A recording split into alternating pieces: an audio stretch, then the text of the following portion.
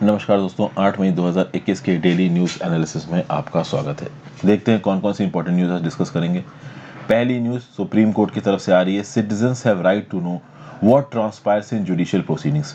कुछ देर पहले दोस्तों मैंने एक वीडियो में और अपने करंट अफेयर्स और एडिटोरियल में भी आपको बताया था कि मद्रास हाई कोर्ट ने कुछ ओरल स्टेटमेंट्स दिए with respect to conduct of election commission. Madras high court ने सीधे सीधे इलेक्शन कमीशन के ऊपर इल्जाम लगाया कि तुम्हारे ऑफिसर्स को मर्डर के लिए चार्ज किया जाना चाहिए, क्योंकि तुमने इतनी बड़ी बड़ी इलेक्शन रैलीज होने दी जिसके चलते कोरोना वायरस फैल गया। अभी इस बेसिस पे election commission of India supreme court के पास चला गया और इलेक्शन कमीशन ने सुप्रीम कोर्ट से बोला कि साहब हमारी मदद करो, ये मीडिया हमारा इतना मजाक उड़ा रहा है, इतनी खिल्ली उड़ा रहा है। अरे भाई, हम तो एक कॉन्स्टिट्यूशनल बॉडी हैं, हमारी वजह से लोगों का भरोसा है इलेक्शन प्रोसेस में, तो अगर हमारा मजाक इस हद तक मीडिया उड़ाएगा तो भाई कहीं ना कहीं हमारे ऊपर से लोगों का भरोसा चला जाएगा। फिर यहाँ पे इलेक्शन कमीशन ने यह भी बोला कि हमारे ऊपर ये मर्डर का इल्जाम लगाने से पहले हमें कुछ बोलने की मौका भी नहीं दिया मद्रास की हाई कोर्ट ने, और इन ओरल स्टेटमेंट्स के बेसिस पे कहीं पुलिस हमारे अगेंस्ट एफआईआर ना फाइल करने लगे। तो इन सब चीजों के रिस्पेक्ट में सुप्रीम कोर्ट से राहत मांगी किसने? इलेक्शन कमीशन ऑफ इंडिया ने। मैंने जो पहले वीडियो बनाई है election commission of India with respect to supreme court भी 2-3 दिन पहले ही अपलोड हुई है। आप जाके मेरे प्लेलिस्ट वीडियो सेक्शन में देख सकते हो, उस वीडियो को देख लीजिए तो आपको कॉन्टेक्स्ट समझ में आ जाएगा। उस रिस्पेक्ट में सुप्रीम कोर्ट का भी थर्सडे को जजमेंट आया और सुप्रीम कोर्ट ने अपहेल्ड किया है the freedom of media to report the oral observations and discussions made by जजेस and lawyers during a court proceeding. मतलब कि यहां पे सुप्रीम कोर्ट ये बोल रहा है कि किसी भी कोर्ट में लॉयर ने क्या कहा, जज ने क्या कहा, इस चीज को रिपोर्ट करने की ताकत मीडिया के पास है। मीडिया पूरी तरीके से फ्री है कि जज क्या बोल रहे हैं और लॉयर क्या बोल रहे हैं, इस बात को मीडिया में रिपोर्ट किया जा सके। कोई भी इसके ऊपर रोक टोक नहीं लगा सकता। ये जो सुप्रीम कोर्ट की बेंच थी, इसमें जस्टिस डीवाई चंद्रचूड़ और एमआर शाह थे और उन्होंने बोला कि freedom of speech and expression under article 19 clause 1 sub clause A extends to reporting judicial proceedings as well. तो जुडिशियल प्रोनाउंसमेंट यानी जो जजमेंट देती है जुडिशरी, उसके साथ साथ उन प्रोनाउंसमेंट के दौरान जो हियरिंग होती है, जो वाद विवाद होता है, उसको भी रिपोर्ट किया जा सकता है। तो भाई अगर आप कोर्ट प्रोसीडिंग्स को रिपोर्ट कर रहे हो मीडिया, तो ओरल एक्सचेंजेस बिटवीन जजेस एंड लॉयर्स, इसको भी रिपोर्ट किया जा सकता है। This is also a part of freedom of speech according to supreme court. Supreme court का ये बोलना है कि टेक्नोलॉजी इतनी बढ़ गई है कि दुनिया के किसी भी कोने में कुछ भी हो रहा है उसकी real time reporting social media के थ्रू कहीं ना कहीं एक बड़े ऑडियंस के पास पहुंच जाती है, और कहीं ना कहीं ये डेमोक्रेसी के लिए, कहीं ना कहीं लोगों की अवेयरनेस के लिए ये बहुत ज़्यादा ज़रूरी है। तो ये जो freedom of speech and expression है, ये मीडिया के पास होना चाहिए, इसको रिस्ट्रिक्ट नहीं किया जा सकता है। और इलेक्शन कमीशन की पिटीशन को रद्द कर दिया सुप्रीम कोर्ट ने। सुप्रीम कोर्ट ने बोला कि अगर मद्रास हाई कोर्ट ने एडवोकेट से कोई सवाल पूछा है और एडवोकेट ने जवाब दिया है, तो इन दोनों चीज़ों को रिपोर्ट करने की ताकत मीडिया के पास है। तो यहाँ पे इलेक्शन कमीशन पीछे हट गए हैं। हाँ, ये बोला है सुप्रीम कोर्ट ने कि भाई अगर कोई चाइल्ड सेक्सुअल अब्यूज का केस है या मैरिटल इश्यूज है, तो इसमें जिस प्रकार की आप कह सकते हो वाद विवाद होता है जजेस और आपका एडवोकेट के बीच में, इसको रिपोर्ट नहीं करना। अभी चाइल्ड सेक्सुअल अब्यूज में एक बच्चे या बच्ची के साथ क्या हुआ, इसको भाई आप ऑब्वियस सी बात रिपोर्ट नहीं करोगे, this is against moral ethics. और मैरिटल इश्यूज में बहुत पर्सनल मैटर्स इन्वॉल्व होते हैं, एक पति पत्नी के बीच के मैटर्स हैं, तो इनको रिपोर्ट करने की जरूरत नहीं है। बाकी प्रेस के पास फ्रीडम है कि वो रिपोर्ट कर सकते हैं कि क्या प्रोसीडिंग्स चली एक कोर्ट के अंदर। ओके, अब एक और खास बात है यहाँ पे कि भाई जो भी सुप्रीम कोर्ट यहाँ पे या फिर हाई कोर्ट यहाँ पे ओरल ऑब्जर्वेशन करता है, या कोई भी जुडिशरी ओरल ऑब्जर्वेशन करती है, उस ओरल ऑब्जर्वेशन का मतलब ये नहीं है कि वो जजमेंट है। That is not binding on the parties and that is not a part of the judgement. मतलब कि सुप्रीम कोर्ट यहाँ ये भी बोल रहा है कि अगर मद्रास हाई कोर्ट ने इलेक्शन कमीशन के ऊपर ये इल्जाम लगाया ओरली कि तुमको मर्डर के लिए चार्ज करना चाहिए, इसका मतलब ये नहीं है कि मद्रास हाई कोर्ट ने मर्डर के लिए चार्ज कर दिया। इसका मतलब ये है कि बस इल्जाम लगाया है। समझ गए आप बात को? इल्जाम लगाया, बट वो इल्जाम प्रूव नहीं किया, जजमेंट का पार्ट नहीं है। समझ गए? ठीक है ना, ये बातें यहाँ पे बताई जा रही। तो मद्रास हाई कोर्ट ने अगर इलेक्शन कमीशन को बोला है कि तुम्हें मर्डर के लिए चार्ज करना चाहिए, तो मद्रास हाई कोर्ट यहाँ पे इलेक्शन कमीशन को रिमाइंड करा रहा था कि तुमने बहुत गलत किया। इसका मतलब ये नहीं है कि मर्डर के लिए रिस्पॉन्सिबल हो गया election commission of India. Freedom of speech कहाँ आता है? Under article 19 of the constitution, freedom of speech and expression के अंदर। जनरल स्टडीज पेपर 2 में separation of powers between various organs, dispute redressal mechanism and institution में news आपको काम आएगी। फिर एक न्यूज तेलंगाना से निकल के आ रही है। तेलंगाना की सरकार ने हर्बिसाइड ग्लाइफोसेट को बैन कर दिया है। अब आप बोलोगे ये हर्बिसाइड ग्लाइफोसेट करता क्या है? तो जो HTBT कॉटन की क्रॉप होती है, इसमें जो वीड्स लग जाती हैं, इन वीड्स को मारने में इस हर्बिसाइड ग्लाइफोसेट का इस्तेमाल होता है।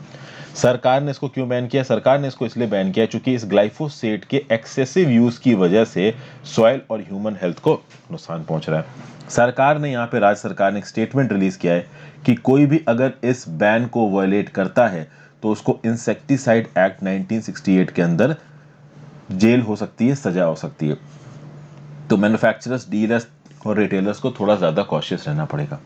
अब आप बात करो तो अकेले तेलंगाना के अंदर 8 से 10 लाख एकड़ ज़मीन में HT-BT कॉटन उगाया जाता है, हर्बिसाइड टॉलरेंट BT कॉटन उगाया जाता है। अब आप ये समझिए कि ये जो BT कॉटन है दोस्तों, ये इसको सेल की परमिशन नहीं है। किसी भी जेनेटिकली मॉडिफाइड क्रॉप को बेचने के लिए आपको जेनेटिक इंजीनियरिंग अप्रेजल कमेटी की अप्रूवल की जरूरत पड़ती है, और genetic engineering appraisal committee GEAC ने HT-BT कॉटन को अब तक अप्रूव नहीं किया है। तो यूनियन गवर्नमेंट के हिसाब से GEAC का अप्रूवल जब तक नहीं मिला तब तक आप HT-BT कॉटन नहीं उगा सकते। तो BT क्रॉप्स को उगाने के लिए गवर्नमेंट के अप्रूवल की जरूरत है, और अप्रूवल यहाँ मिला नहीं है। और अकेले आप देखो तेलंगाना के 8 से 10 लाख एकड़ जमीन पे ये BT कॉटन उगाया जा रहा है, और भी बहुत स्टेट्स इंडिया में जहाँ पे BT कॉटन उगाया जाता है। तो इस रिस्पेक्ट पे इस इलीगल फार्मिंग को रोकने के लिए भी सरकारें स्टेप लेती हैं। तो यहाँ पे जो ग्लाइफोसेट है, ये क्या है? ये एक कंट्रोवर्शियल हर्बिसाइड है जो कि वीड्स को मारने के लिए इस्तेमाल किया जाता है कॉटन फॉर्म्स में। इस ग्लाइफोसेट की यूजेज को इसलिए बैन किया गया है क्योंकि ये कार्सिनोजेनिक है। कार्सिनोजेनिक का मतलब क्या होता है? कि कैंसर कॉजिंग है। ओके, और इस ग्लाइफोसेट को इसलिए भी बैन किया जाता है ताकि इलीगल कल्टीवेशन ना हो HT-BT कॉटन का, क्योंकि HT-BT कॉटन के जो नुकसान है वो तो है ही। HT-BT कॉटन को उगाने में जो ग्लाइफोसेट इस्तेमाल होता है, इससे भाई ह्यूमंस को और सॉइल को नुकसान पहुंचता है। अब ये जो ग्लाइफोसेट है, ये प्लांट्स में अब्जॉर्ब होता है, ना कि रूट्स में। जब आप कॉटन की क्रॉप में ये ग्लाइफोसेट डालोगे तो रूट्स में अब्जॉर्ब नहीं होगा, प्लांट में अब्जॉर्ब होगा। 2015 में वर्ल्ड हेल्थ ऑर्गेनाइजेशन ने ग्लाइफोसेट को कैटेगरी 2A के अंदर नॉमिनेट किया है, जो कि प्रोबेबली कार्सिनोजेनिक इन ह्यूमंस बोला जाता है। तो भाई जनरल स्टडीज पेपर 2 में agriculture produce and issues and related constraints और गवर्नमेंट पॉलिसीज एंड इंटरवेंशंस में ये न्यूज आपको काम आएगी। नेक्स्ट बात करते हैं, तालिबान कैप्चर्स की डैम इन अफगानिस्तान। अच्छा, अपना सेल्फ प्रमोशन भूल गया मैं दोस्तों। वीडियो पे लाइक का बटन, अगर अब तक आपने इस वीडियो को शेयर नहीं किया है, इस चैनल को शेयर और सब्सक्राइब नहीं किया है तो कर दीजिए। ज्वाइन बटन दबा के आप हेल्प भी कर सकते हैं। मेरे चैनल हर्षित द्विवेदी एजुकेशन के प्लेलिस्ट सेक्शन में जाइए, वहाँ पे आपको अलग अलग प्लेलिस्ट मिल जाएंगी जिसके ऊपर मैंने वीडियोस बना रखी, चाहे वो लक्ष्मीकांत की पॉलिटी हो जो कि कंप्लीट हो चुकी है, स्पेक्ट्रम मॉडर्न हिस्ट्री का मोस्ट इंपॉर्टेंट पार्ट कंप्लीट हो चुका है, रमेश सिंह की इकोनॉमिक्स बन रही है, सतीश चंद्र की मिडिल हिस्ट्री भी बन रही है, NCERT 6 से 12 की बहुत सी किताबें अवेलेबल हैं, साथ साथ एनवायरमेंट एंड इकोलॉजी की प्लेलिस्ट है, तो आप इनको देख सकते हो, जिससे ठीक ठाक चीज़ें सीख सकते हैं। अच्छा लगे तो आप ज्वाइन बटन दबा सकते हैं। इंस्टाग्राम पे फॉलो कर लीजिए, अलग अलग प्रकार से जुड़ने की कोशिश करूंगा। टेलीग्राम ग्रुप ज्वाइन कर लीजिए इस पर्टिकुलर लेक्चर की PDF को पाने के लिए, और मेरे बाकी करंट अफेयर्स की लेक्चर्स की PDF को पाने के लिए, और मेरे सारे लेक्चर्स की नोटिफिकेशंस को पाने के लिए। नेक्स्ट, तालिबान कैप्चर्स की डैम इन अफगानिस्तान। तालिबान ने यहाँ पे अफगानिस्तान का सेकंड बिगेस्ट डैम को कब्जा लिया है। बहुत महीनों से फियर्स फाइटिंग चल रही थी कांदाहार की प्रोविंस में। कांदाहार एक ऐसा प्रोविंस है अफगानिस्तान का जिसको पहले तालिबान ने कब्जा लिया था, फिर US की मदद से अफगानिस्तान की फोर्सेस ने कांदाहार को छुड़ा लिया। अब फिर से कांदाहार के इस पर्टिकुलर डैम के ऊपर तालिबान का कब्जा हो गया है। इस डैम का नाम है दाहला डैम। ये दाहला डैम बहुत इंपॉर्टेंट है to provide irrigation to farmers. यहाँ पे एक नेटवर्क ऑफ कैनाल्स निकलती है इस दाहला डैम से, जो कि ड्रिंकिंग वाटर भी प्रोवाइड करती है प्रोविंशियल कैपिटल को, कांदाहार को। साथ साथ ये फार्मर्स को क्रॉप उगाने के लिए इरिगेशन का पानी भी प्रोवाइड करती है। आप देखोगे कि इस कांदाहार के प्रोविंस के बगल में जो हेलमंड प्रोविंस है, यहाँ पे बहुत लंबे समय से फाइटिंग चल रही है, कई हफ्तों से फाइटिंग चल रही है, और ये सब तब हो रहा है जब US मिलिट्री अफगानिस्तान से विड्रॉ कर रही है। पहले जो एग्रीमेंट हुआ था डोनाल्ड ट्रंप का फरवरी 2020 में, उसमें यह बोला गया था कि 1 मई 2021 तक US की मिलिट्री अफगानिस्तान से निकल जाएगी। अभी सितंबर तक इसको शिफ्ट कर दिया गया। दाहला डैम की बात की जाए तो इसको US ने 70 साल पहले बनवाया था ताकि इरिगेशन के लिए, पीने के लिए पानी प्रोवाइड किया जा सके कांदाहार की 7 डिस्ट्रिक्ट्स को। कांदाहार पूरी की पूरी प्रोविंस, अगर यहाँ पे आपको अफगानिस्तान नजर आ रहा है तो अफगानिस्तान में यहाँ कहीं आपका कांदाहार है। ओके, जितना मुझे याद आ रहा है, आप एग्जैक्टली जाके मैप में लोकेशन चेक कर सकते हो। 2019 में एशियन डेवलपमेंट बैंक ने $350 मिलियन का ग्रांट भी दिया था इस दाहला डैम को एक्सपेंड करने के लिए, इसकी कैपेसिटी को बढ़ाने के लिए। इस कांदाहार के आसपास की जितनी भी डिस्ट्रिक्ट्स हैं उसमें पिछले 6 महीने से लड़ाई चल रही है। अप्रैल 2021 में अफगानिस्तान की गवर्नमेंट ने अनाउंस किया था कि इस इलाके से तालिबानियों को निकाल दिया गया, लेकिन अब तालिबान ने दाहलादैन के ऊपर कब्जा कर लिया। यूएस कब तक बाहर निकल रहा है? 11 सितंबर तक बाहर निकल रहा है। तो यूएस भाई जल्दी से जल्दी यहां से बाहर निकलना चाहता है, और यूएस के बाहर निकलने के साथ साथ इन तालिबानी फोर्सेस को और ताकत मिल गई है, तो ये और लड़ रही है यहाँ पे। और अफगानिस्तान गवर्नमेंट और तालिबान के बीच में जो पीस डील के ऊपर बातचीत हो रही थी वो भी रद्द हो गई है। तो कुल मिला के सारी प्रॉब्लम हो गई है। यहाँ पे सबसे ज्यादा नुकसान हुआ है अफगानिस्तान की सरकार को। अफगानिस्तान की सरकार ने बहुत हजारों की तादाद में तालिबानियों जो कि प्रिजनर्स थे उनको छोड़ दिया। उसके बाद भी तालिबान यहाँ पे किसी भी प्रकार का कोई कॉम्प्रोमाइज एग्रीमेंट नहीं हो रहा है। देखिए, फंडामेंटलिज्म के साथ कभी कॉम्प्रोमाइज नहीं हो सकता। कॉम्प्रोमाइज उसके साथ हो सकता है जो कि सबको मिला के चले, लेकिन फंडामेंटलिज्म ही प्रमोट करेगा, और उसका कॉम्प्रोमाइज पॉसिबल नहीं है। अफगानिस्तान की अगर बाउंड्री देखा जाए कौन कौन से देशों के साथ लगती है, तो इसकी एक छोटी सी बाउंड्री इंडिया के साथ लगती है ऑफिशियली, बट अनफॉर्चुनेटली ये इलाका इंडिया के पास नहीं है तो हमारा, बट पाकिस्तान ने इसके ऊपर इलीगल कब्जा कर रखा है। तो अगर आपसे पूछे कि इंडिया की बाउंड्री क्या अफगानिस्तान के साथ लगती है, आपका जवाब होना चाहिए हाँ, ये हमारा ऑफिशियल जवाब है। लेकिन प्रैक्टिकल बेसिस पे ये इलाका पाकिस्तान के पास है, तो हमारी बाउंड्री नहीं लग पा रही है। अफगानिस्तान के नॉर्थ में पड़ता है तजिकिस्तान, साउथ में पड़ता है पाकिस्तान, ईस्ट में पड़ता है इंडिया के साथ एक छोटी सी बाउंड्री, नॉर्थ में उज्बेकिस्तान भी है, तुर्कमेनिस्तान भी है, वेस्ट में ईरान है, और साउथ में भी इसके पाकिस्तान है। अफगानिस्तान एक लैंड लॉक कंट्री है, इसका समुद्र का एक्सेस नहीं है। जनरल स्टडीज पेपर 2 में इंटरनेशनल रिलेशंस और प्रीलिम्स के रिस्पेक्ट में ये न्यूज आपको काम आएगी। नेक्स्ट बात करते हैं फेसबुक ओवरसाइट बोर्ड। देखिए, फेसबुक ओवरसाइट बोर्ड क्या है? जब भी फेसबुक पे कोई कंट्रोवर्शियल कंटेंट आता है और उस कंट्रोवर्शियल कंटेंट को फेसबुक हटा देता है, तो जिसका भी कंटेंट हटा है वो अपील कर सकता है फेसबुक के ओवरसाइट बोर्ड के सामने जाके कि भाई हमारे जो कंटेंट को हटाया गया है या मेरा जो अकाउंट ब्लॉक किया गया है वो गलत ब्लॉक किया गया है, इसको रिस्टोर करिए।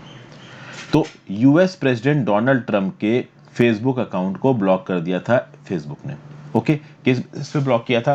कि भाई डोनाल्ड ट्रंप ने एक वायलेंट इंसरेक्शन प्लान किया है against a democratic elected government, ये बोला गया यहाँ पे। उसके बाद में जब फेसबुक ने इनके अकाउंट को ब्लॉक कर दिया, तो ये केस ऑब्वियस सी बात है कहां जाएगा? फेसबुक के ओवरसाइट बोर्ड के पास।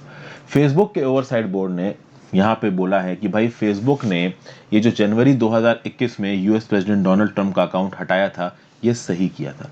अब बात करते हैं फेसबुक ओवरसाइट बोर्ड होता क्या है। फेसबुक ओवरसाइट बोर्ड एक इंडिपेंडेंट बॉडी है जो फाइनल बेसिस पे इस बात को डिसाइड करेगी कि फेसबुक प्लेटफॉर्म पे कौन सा कंटेंट रहेगा और कौन सा कंटेंट हटा दिया जाएगा।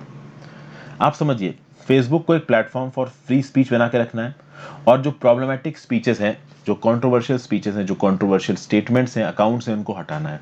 अभी कभी ये सब करने में गलती भी हो सकती है। हो सकता है कि कोई सही चीज़ हो, उसको गलती से फेसबुक ने हटा दिया हो। तो ऐसे केसेस में अगर कोई अफेक्ट हुआ है फेसबुक के इस पर्टिकुलर डिसीजन की वजह से, तो वो पार्टी फेसबुक ओवरसाइट बोर्ड में जाके अपील कर सकती है कि हमारे अकाउंट को गलत तरीके से हटाया गया है, हमारा अकाउंट रीइंस्टेट किया जाए।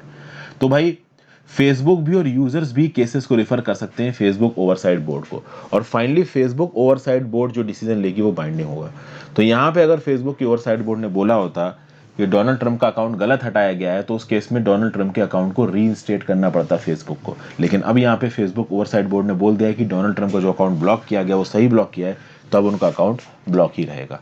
जनरल स्टडीज पेपर 1 में प्रीलिम्स के रिस्पेक्ट में चीज काम आएगी, मैं कहूंगा मेंस के रिस्पेक्ट में भी चीज काम आएगी, क्योंकि फेसबुक ओवरसाइट बोर्ड के बारे में सीधे सीधे सवाल तो शायद ना बने, लेकिन आप इस फेसबुक ओवरसाइट बोर्ड को आंसर्स में कोट कर सकते हो। तो अगर आपसे ऑनलाइन आप कह लो कि जो हेट स्पीच फैलाने वाला काम है, जो डिजिटल कंटेंट को मिसयूज करने वाले रिस्पेक्ट में अगर कोई न्यूज आपको इस्तेमाल करनी हो कि भाई इस पर्टिकुलर डायरेक्शन में क्या सही चीजें की जा रही हैं, तो आप फेसबुक ओवरसाइट बोर्ड को कोड कर सकते हो कि फेसबुक ने ऐसा प्लेटफॉर्म बनाया है, इस प्रकार के प्लेटफॉर्म दूसरे ऑनलाइन प्लेटफॉर्म्स को भी बनाने चाहिए। फिर बात करते हैं China suspends economic dialogue with Australia. China और ऑस्ट्रेलिया के रिश्ते लगातार बिगड़ते जा रहे हैं, और रिसेंटली थर्सडे को चाइना ने किसी भी प्रकार के इकोनॉमिक डायलॉग को ऑस्ट्रेलिया के साथ रद्द कर दिया है। ऑस्ट्रेलिया एक ऐसी देश है जो बढ़ चढ़ के कहीं ना कहीं चाइना को अपोज कर रहा है, और खास बात दोस्तों यहाँ पे ये है कि ऑस्ट्रेलिया यहाँ यूएस जितना स्ट्रांग नहीं है फाइनेंशियली, उसके बाद भी ऑस्ट्रेलिया बिना डरे चाइना को अपोज कर रहा है। तो ऑस्ट्रेलिया ने कोरोना वायरस की प्रोब को लेके चाइना के ऊपर प्रेशर डाला, उसके चलते आप देखोगे कि चाइना ने ऑस्ट्रेलिया से आने वाले बहुत सारे इंपोर्ट्स के ऊपर बैन लगा दिया या हैवी ड्यूटी लगा दी। बीजिंग और कैनबरा के रिलेशंस मल्टी डिकेड लो पे पहुंच गए। ऑस्ट्रेलियन कोल, ऑस्ट्रेलियन व्हीट और बहुत सारे गुड्स हैं ऑस्ट्रेलिया के, लगभग 1 डजन से ज्यादा गुड्स जो कि बहुत बल्क में ऑस्ट्रेलिया से चाइना में एक्सपोर्ट होते थे, उनके इंपोर्ट को चाइना के अंदर चाइना की सरकार ने बैन कर दिया। चाइना की सरकार लगातार धमकी दे रही है ऑस्ट्रेलिया के ऊपर कि हद में रहो, हद में रहो। लेकिन खास बात दोस्तों यहाँ पे ये है कि ऑस्ट्रेलिया के जो प्राइम मिनिस्टर है स्कॉट मॉरिसन, वो यहाँ पे डर नहीं रहे, वो चाइना के धमकावे में आ नहीं रहे। ओके, चाइना लगातार बोल रहा है कि ये जो तुम कर रहे हो, ह्यूमन राइट्स की इशू को उठा रहे हो, एस्पियोनॉज का चार्जेस हम पे लगा रहे हो, कोविड-19 के ओरिजिन्स की इंक्वायरी कर रहे हो, ये गलत है।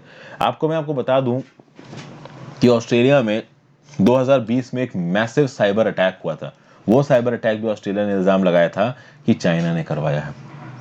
उसके बाद ऑस्ट्रेलिया ने बोला कि इंडिपेंडेंट प्रोब होनी चाहिए कोविड-19 के ओरिजिन्स में, ये भी कहीं ना कहीं एंटी चाइना देखा गया। हुआई जो कि चाइना का टेलीकॉम ब्रांड है, वो पहले ऑस्ट्रेलिया का पूरा 5G नेटवर्क खड़ा कर रहा था, अभी हुआई को भी बैन कर दिया ऑस्ट्रेलिया से। तो इसके चलते चाइना बहुत नाराज है और उसके चलते ऑस्ट्रेलिया से आने वाले बहुत सारे आइटम्स के ऊपर 18 से ज्यादा की इंडस्ट्रीज के ऊपर चाइना ने हैवी ड्यूटीज लगा दी हैं, ब्लॉक सा कर दिया है। चाइना की जो नेशनल डेवलपमेंट और रिफॉर्म कमीशन है, वो ऑस्ट्रेलिया के ऊपर इल्जाम लगा रही है कि ऑस्ट्रेलिया कोल्ड वॉर माइंडसेट को फॉलो कर रहा है और आइडियोलॉजिकल डिस्क्रिमिनेशन कर रहा है, और ये हम बर्दाश्त नहीं करेंगे। और चाइना जैसा कि हमेशा करता है, दूसरी कंट्रीज को डराना, धमकाना, अपनी इकोनॉमिक ताकत को गलत प्रकार से प्रयोग करना, वो ऑस्ट्रेलिया के खिलाफ कर रहा है। ऑस्ट्रेलिया का रिस्पॉन्स यहाँ पे आश्चर्यजनक इसलिए है क्योंकि जब इकोनॉमिक्स की बात आती है, पैसों की बात आती है, एक्सपोर्ट्स की बात आती है, तो ज्यादातर कंट्रीज झुक जाती हैं, दब जाती हैं। ऑस्ट्रेलिया के स्कॉट मॉरिसन यहाँ पे दब नहीं रहे हैं, इसलिए भी चाइना थोड़ा डर रहा है कि भाई ये दब क्यों नहीं रहे, इनका फाइनेंशियली हम इतना नुकसान कर रहे हैं तब भी ये दब नहीं रहे। तो ये है भाई न्यूज़। इसके रिस्पेक्ट में मैंने एक वीडियो भी बनाई थी, Australia provokes China, recent developments of China Australia relations. तो अब चाइना ऑस्ट्रेलिया रिलेशंस, मेरे नाम हर्षित द्विवेदी के साथ यूट्यूब में सर्च मारिए, आपको एक पर्टिकुलर वीडियो मिल जाएगी।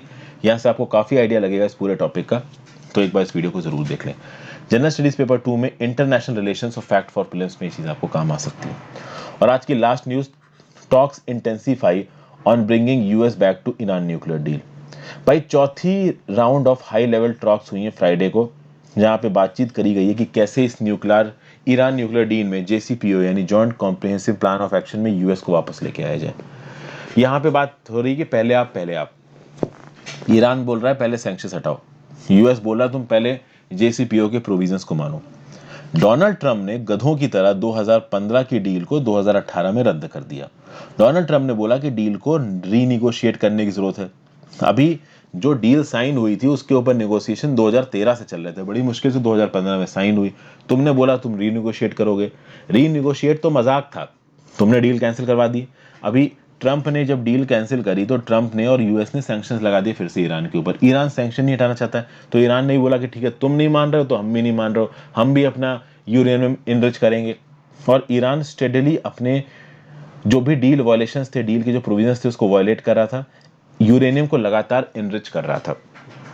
और कहीं ना कहीं पिछले 3 सालों में यानी 2018 से लेकर 2021 तक काफी हद तक यहाँ पे टेक्नोलॉजी, न्यूक्लियर टेक्नोलॉजी ईरान को मालूम भी पड़ी है।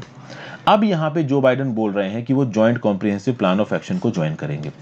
ये जो joint comprehensive plan of action, इसका ऑब्जेक्टिव क्या है? ऑब्जेक्टिव ये है कि ईरान के पास न्यूक्लियर बॉम्ब ना है। ईरान भी बोलता है कि हमको न्यूक्लियर बॉम्ब की जरूरत नहीं है, बट हमारे देश के लोग भूखे मर रहे हैं, हमारे ऊपर से सैंक्शन हटाओ, बट यूएस के सैंक्शन नहीं हट रहे हैं। इस बात पे ईरान को गुस्सा आ रहा है कि तुम सैंक्शन नहीं हटाओगे तो हम भी इनरिचमेंट करते रहेंगे, जाओ जो करना है कर लो। अब यहाँ पे जो वियना टॉक्स हुई हैं, यहाँ पे यूएस के रिप्रेजेंटेटिव्स थे नहीं, चूंकि JCPOA में अभी यूएस नहीं है।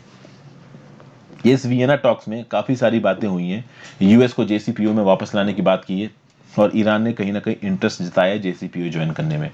लेकिन जो ईरान की न्यूक्लियर साइंटिस्ट हैं, इन्होंने 2018 से लेकर 2021 तक जो न्यूक्लियर शोध की है, जो रिसर्च एंड डेवलपमेंट की है पिछले 3 सालों में, इसको भुलाया तो जा नहीं सकता।